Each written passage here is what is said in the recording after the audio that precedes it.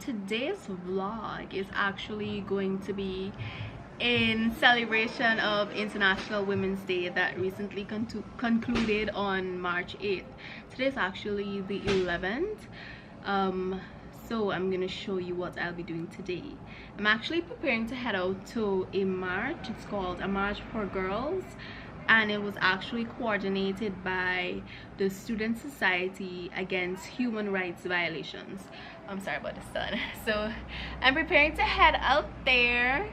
I'm hoping to catch them because I'm a bit late, so I'm gonna try catch them halfway, and I hope you guys enjoy.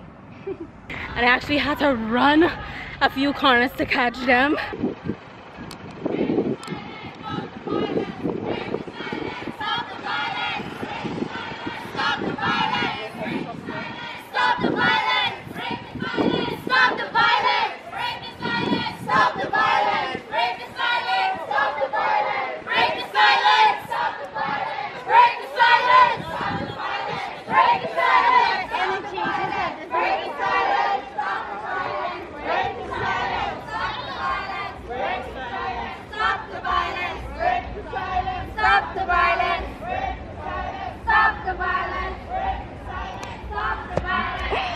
Peep my little best friend in there, little shorty. My body, my rules. My body, my rules. Respect women's rights. My body, my rules. No means no. Now. My rules. My body, my rules. My rules.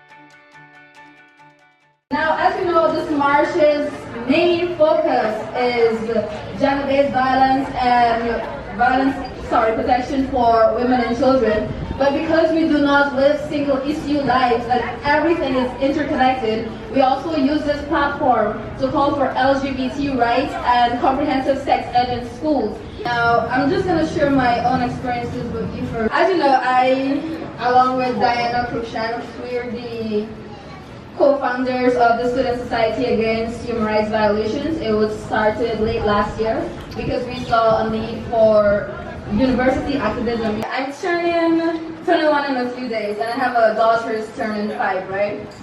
And now being so young, I was very impressionable, and because I grew up in a society that condoned violence, I never thought too much about it when my then partner used to abuse me. Now, even though I began to get doubts, and I tried to leave, now family and friends would have encouraged you to stay. I know that that's one of the things you really need to stop, because at the time, I had dropped out of high school, so of course, he would have been the provider, right? So they would have said, okay, maybe you should stay, because, you know, for the sake of the child or whatever. And it was not until one night I had a belt wrapped around my throat that I realized that if I stayed, then maybe, even if it was for the good of the child, maybe I wouldn't be around to see that child, right? So that's when I decided to leave. And while it was very hard at the beginning, family and friends, they quickly came around, and I could not do it alone. They quickly came around, and right now I'm a third year student at Hughes. What is activism? As a lawyer, I always start with definitions. It's something I'm trained to do. It's the practice of vigorous action or involvement as a means of achieving political or social change. I'm always amused by the labels ascribed to people who place themselves in the gaze of the public, agitating for change, for justice, for equality. Labels such as professional activists, dilettantes, armchair activists, troublemakers. Labels that serve to diminish rather than to accommodate or encourage. Activism is really often concerned about how we change the world as individuals or collectively. It is less concerned with where we are from, rather what we do. Our next speaker is Miss Patricia Shertan. Now she will be talking to us a bit about the need, why we need comprehensive sex ed in schools, and also why we should be able to have free and easily accessible reproductive health care.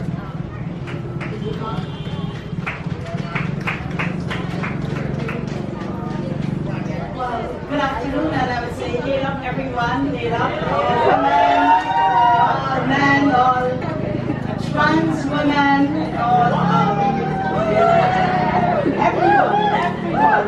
Today we meet here and we meet in the observance of International Women's Day 2017. And the GRPA, we have been for over a year, almost 2 years, we have been calling for a shift, that we need to really make a move from, this backward way of thinking that the abstinence only approach is a way to deal with our problems, whilst we see every day that so many girls are suffering.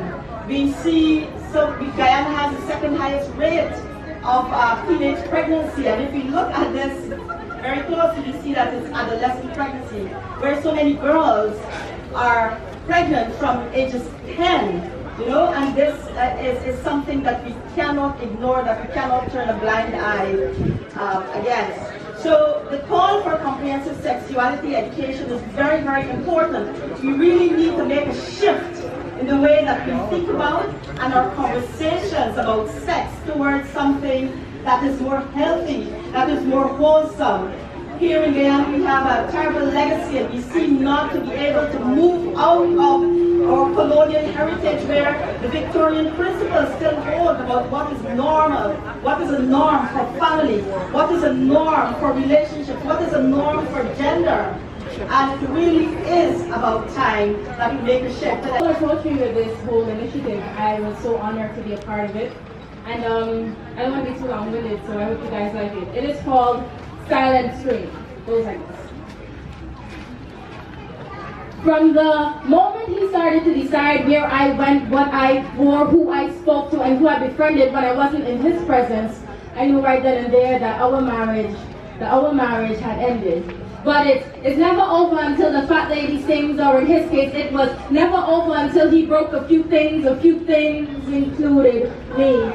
My mind, body, and soul would cease to exist, all in due time. See, chokeholds with a new I love you, and I hit you, goddammit, I hit you because I cared with a new catchphrase, and sorry was a sorry word. Look at all I've done for you, he said moments before his vice grips left me voiceless. I could barely breathe as he squeezed the life out of my body as though I was nothing. I stared into his eyes moments before mine closed. See, I didn't recognize him.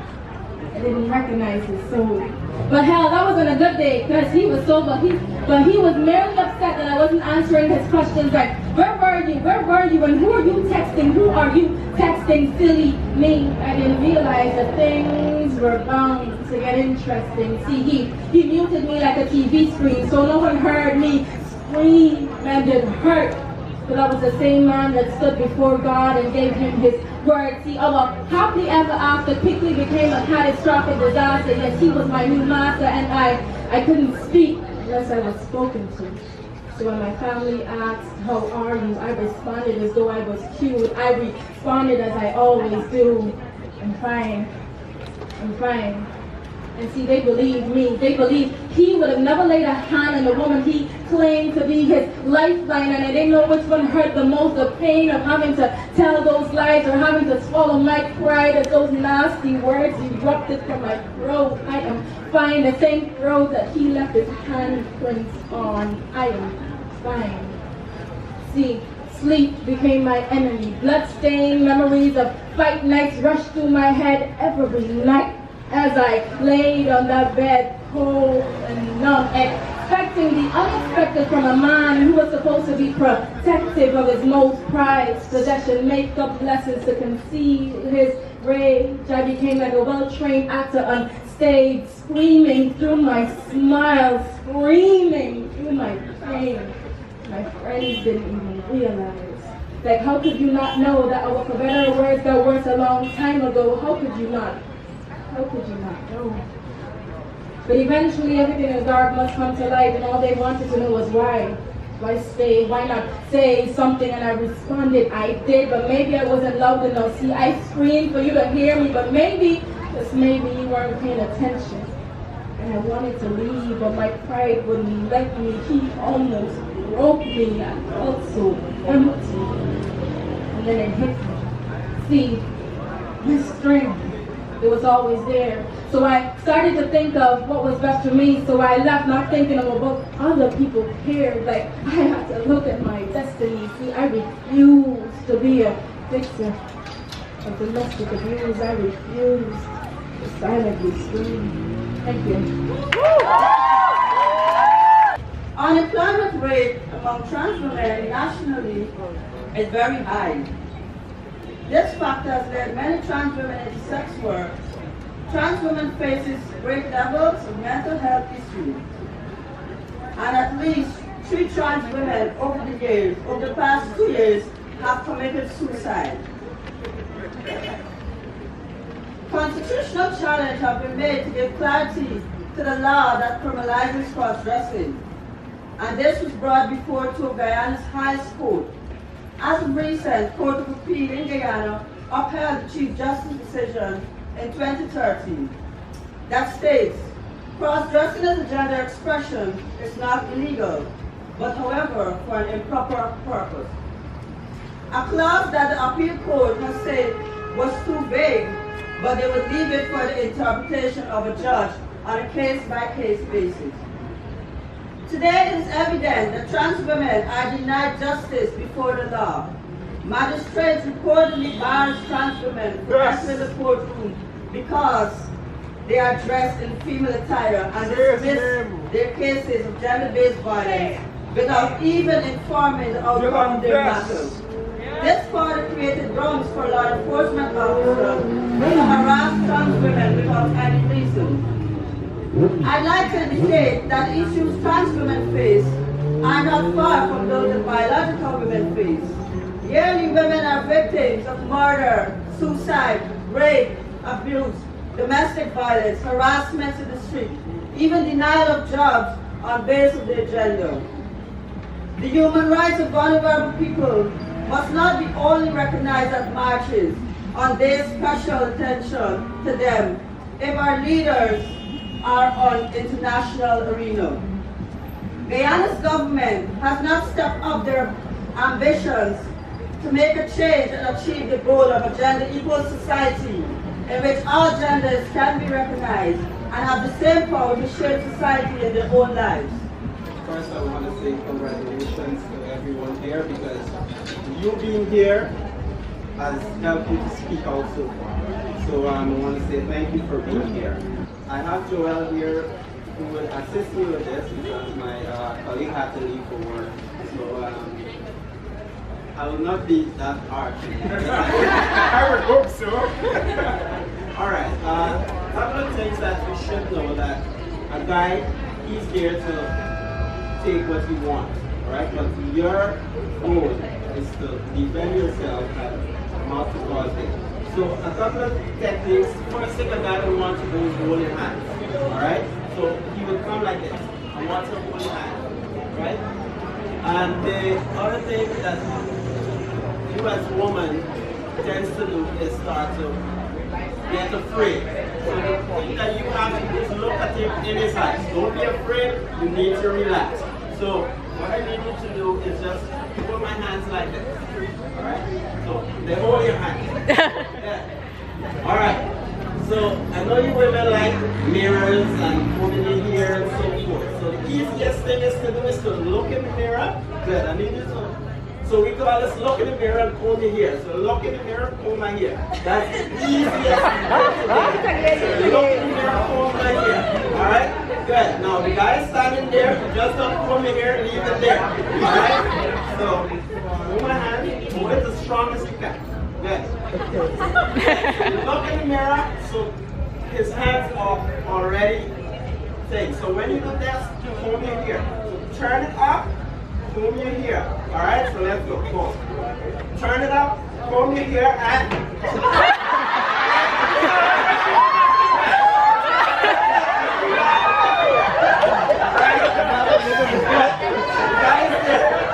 and of course, meat points, so guys, are they growing? Yes, of course, good.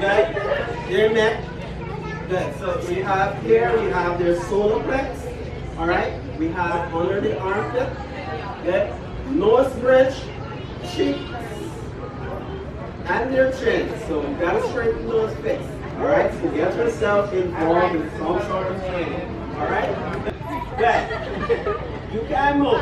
Good. The thing needs to do is start hollering. Don't do that. Look for its face. Next thing you look down. The feet is there. Put it in its. We see the one in the air. Let it there come up. Bring it up. You are ready already. So, the first thing when you get here, you gotta look at his toes because no one can see his toes. So look now, bam, bam, here. Alright? Next thing is you want to get around them here. Good? The motor is going here. Good. Pulling around the neck.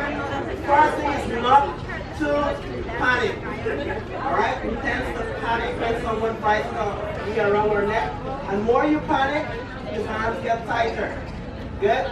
That will cause you to pass out. Alright, so what the first thing you need to do is relax. You relax, drop your chin. Good? Prevent him from knocking off the airflow. Drop your chin. Right? Come here. Good. What you need to do is turn. Good? So as soon as they fight, drop your chin here, turn. You end up freeing all the way here. Good? Then your arms is here, let it go. Alright? Let it go. Automatic reaction of a male when you hit his groin is the hold. Alright? Because the pain is so bad. Alright? So when you bite and you turn, you free here, you hold here, let it go. Alright?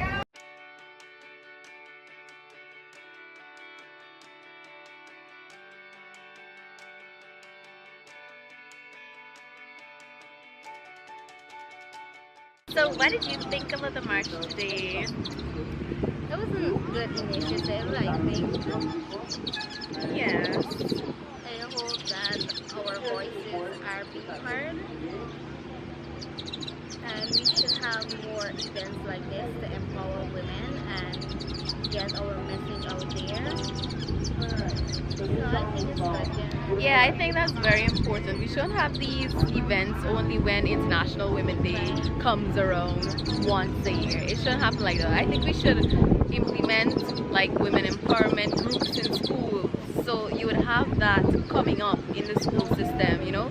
Even at the university Yeah, level. even at the university level. So it won't be the bickering and fighting, you know, that you would have amongst girls and women. Let's form that friendship, that sisterhood early. Yeah. So, you know, we can have better relationships in the And we long can run. have a better society as a whole. Exactly. Because we live in a society where people are always trying to bring each other down. Yeah. And I feel like it's more among women than among men. It is. So if we could have a firm group, you know, as strong a group as women, we would be able to achieve much more in society. So yeah. But today's event was really lovely. I enjoyed it. They're having entertainment right now by the musician Abel Stokes, I think is his name. So we'll go check it out in a few. But yeah. I don't care what the people say, they're probably lonely anyway. Maybe don't fill up your... And I hope one day you'll see nobody has it easy.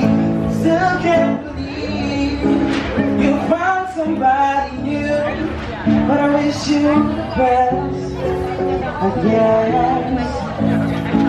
Cause everybody knows, but nobody really knows how to make it work or how to please her. We've heard it all before.